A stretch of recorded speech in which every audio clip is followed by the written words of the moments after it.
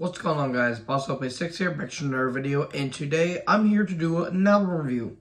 This time I'm doing the latest offering from Immolation, Acts of God. This comes out on February 17th of 2022 and released on Nuclear Blast Records. My apologies. This band formed in Yonkers, New York.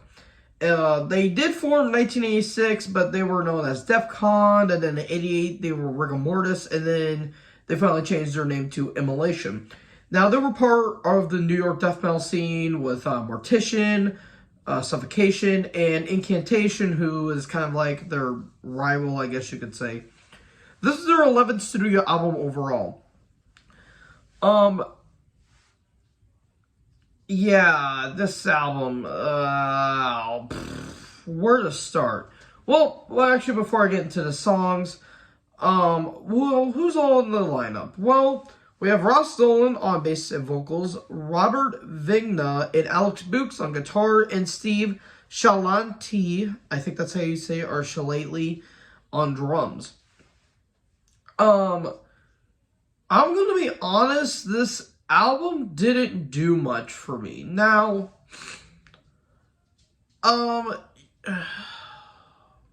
I just got done listening to this, and by the way, if I sound a bit stuffy, it's because my allergies are being a pain in the ass, so, you know, apologies for that, but this album didn't do much for me, if I'm gonna be honest. I wouldn't say underwhelming, I was just expecting more. There's some pros to these. I'm gonna go to the pros first. Production, pretty good, even though I kind of feel like it's I wouldn't say too clean, but I feel like for a death metal band and their 11th album, I feel like a little bit of grit wouldn't help. Atmosphere, there's some atmosphere on here. I actually really enjoy the atmosphere here. There's some black metal influences on here, which I guess you could say it's kind of black in death, even though that it's mainly death metal, but has some black metal kind of atmospherics. There are some really good tracks here I really enjoy. And the musicianship's pretty fun for the most part. Here comes the cons, though. It's way too bloated. It's over 52 minutes, and there's 15 tracks on this son of a bitch. Cut the fat. At least make it at least 10 tracks at least. There's 2 acoustic interludes, which I don't mind. I really don't mind those. It kind of suffers a blending effect. Like, once you hear one song, the next one appears, I'm like, okay, you kind of hear the same tremolo and the same tempo for the most part. There are some standout tracks, though. I will admit there are some standout tracks, but there's only a few songs I really like from this album. I'm sorry, guys. If you guys are an Immolation fan and you're somehow watching this review, you may not like my opinion, but this is my first time listening to an Immolation album. I do know the earlier stuff, like Dawn of Possession, their debut album in 91, Here and After in 96, Closer to Below, World Below, I think that was released in 2000. You know, Kingdom of the Conspiracy, you know, I know those albums, I've just never heard of them.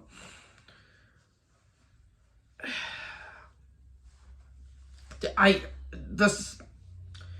don't know, there's something about this album that really clicked for me. Again, there's some standout tracks. An Act of God, that's got a kind of a cool black metal atmosphere. Noose of Thorns is pretty unique. Shed the Light's very evil sounding, which I really like. My favorite track, though, is Overture of the Wicked. Just that blast beat intro on, and it's kind of thrashy in some ways. I really like the intricate, like, shred craft going on in that song. And I do like the closing track, Apostle, but like 80% of these tracks, I am just not a fan of.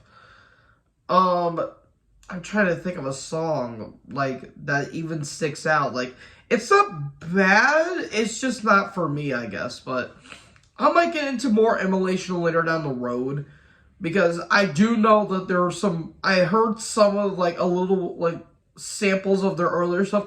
It sounds really good.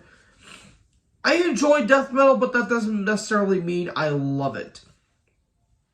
It's an acquired taste for me, and if I'm going to be honest, I'm kind of like melodic death metal. Like I kind of like the harmonies. Like okay, when I praised Cannibal Corpse when they did their Violence Unimagined album last year, I enjoyed that album because, well, I've listened to their stuff a little bit more. And I do like the interesting dynamics that they did with the introduction and the new, part, and parting the ways with Pat O'Brien and introducing Eric Rutan. Eric Rutan's playing is a lot more jazz fusion. There's a lot more dynamics going on in that album.